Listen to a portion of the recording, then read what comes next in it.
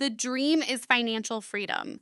The reality is opening your banking app after rent and realizing you're still one bad month away from trouble. The number left over is not just money, it is oxygen. It decides how calmly you buy groceries, how quickly you answer an unexpected bill, and whether one broken tire feels annoying or dangerous. Most people ask how much they need invested to live off dividends because they want one clean number. But the clean number does not exist until you know the messy number first. If you like simple investing breakdowns with real life examples and no fake financial motivation, subscribe to the channel before we go deeper. The messy number is your real life, not the budget you imagine when you feel responsible. The real one: rent, food, gas, insurance, medical costs, subscriptions, debt payments, taxes, birthday gifts, repairs, and the little purchases you forget until the statement arrives. Once you know that number, dividend investing becomes less mysterious. At a 4% yield, $25,000 invested can create about $1,000 a year. 100,000 can create about 4,000. 500,000 can create about 20,000. A million can create about 40,000. But those numbers only matter when you attach them to something real. $40,000 a year is not an internet fantasy. It is the difference between needing every shift, every bonus, every overtime hour, and having part of your life funded by assets you already built. That is why the dividend question is really a lifestyle question wearing an investing costume. Start with the bill that bothers you the most, not the biggest one necessarily. The one that annoys you every month because it feels like it should be smaller, cheaper, easier, or gone by now. Maybe it is your phone bill. Maybe it is car insurance. Maybe it is the electric bill that jumps every summer when the air conditioner starts fighting the weather. Write down the yearly cost. If the bill is $100 a month, that is $1,200 a year. At a 4% dividend yield, covering that bill would require about $30,000 invested. That number might feel strange at first.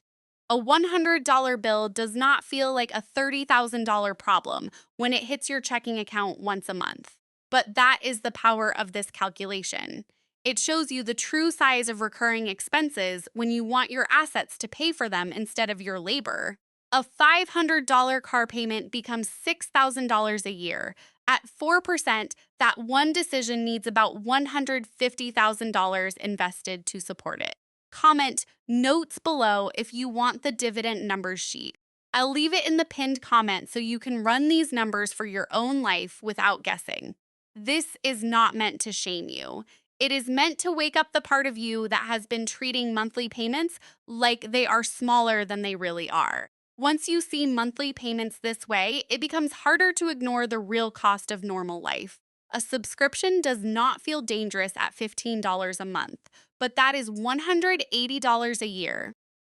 At a 4% yield, you need about $4,500 invested just to have dividends pay for that one small charge. Now do that with 5 subscriptions. Then add food delivery, then add the car payment, then add the insurance increase that came with the car payment. Suddenly, the problem is not that dividend investing is too slow. The problem is that your lifestyle keeps raising the amount your portfolio has to produce. This is where people get trapped. They want investments to create freedom, but they keep building a life that needs more and more money to feel normal.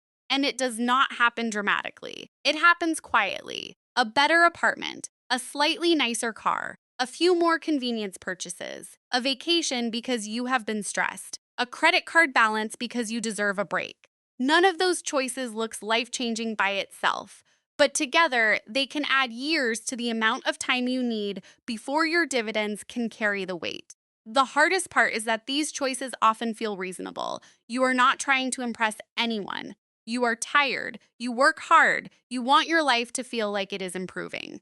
That is why this is not just investing. It is financial psychology. The spreadsheet tells you what to do, but your stress tells you what to buy.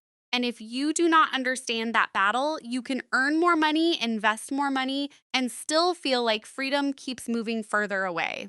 So, how do you actually use this without turning your life into a punishment? First, separate survival expenses from lifestyle expenses.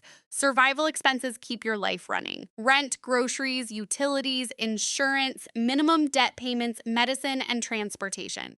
Lifestyle expenses are not always bad, but they need to be honest. Restaurants, upgrades, subscriptions, vacations, shopping, convenience, and the purchases that help you feel better for a few hours.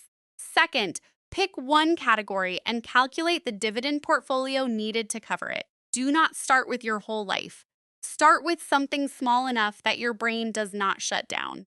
Third, automate the investing before the month starts making emotional arguments. Payday is dangerous when there is no plan. The money arrives, the mood changes, and suddenly future freedom has to compete with a cart full of things that feel harmless in the moment.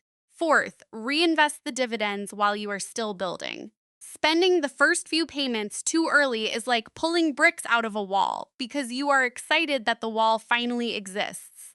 And fifth, avoid yield traps. If an investment pays a dividend that looks unbelievably high, do not treat that as a gift. Treat it as a question. Comment notes below if you want the dividend number sheet and a simple way to compare portfolio size, yield, and yearly income without making the math complicated. The goal is not to chase the biggest dividend number. The goal is to build income that can survive long enough to matter. The practical path is not complicated. Write down your real monthly expenses, multiply them by 12, and then compare that annual number against a realistic dividend yield. If your life costs $3,500 a month, that is $42,000 a year. At a 4% yield, you are looking at about $1,050,000 invested.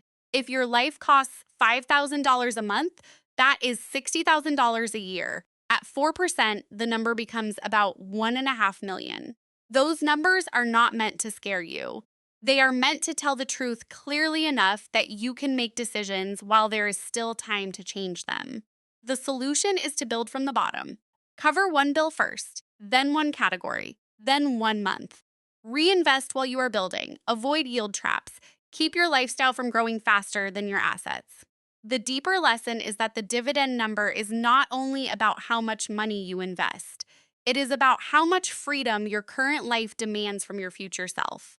If the number feels too high, you are not stuck. You have two levers. You can invest more, and you can stop making normal life unnecessarily expensive. So before you chase a higher yield, look at the payments already chasing you: the car payment, the rent upgrade, the subscription stack, the debt, the convenience habits, the little leaks that make freedom cost more than it should. Comment notes below and check the pinned comment. I'll leave the dividend number sheet there so you can run your own numbers calmly and choose the first bill you want your investments to replace. Living off dividends starts as math, but if you stay with it long enough, it becomes something deeper: a life where your money finally begins to answer back.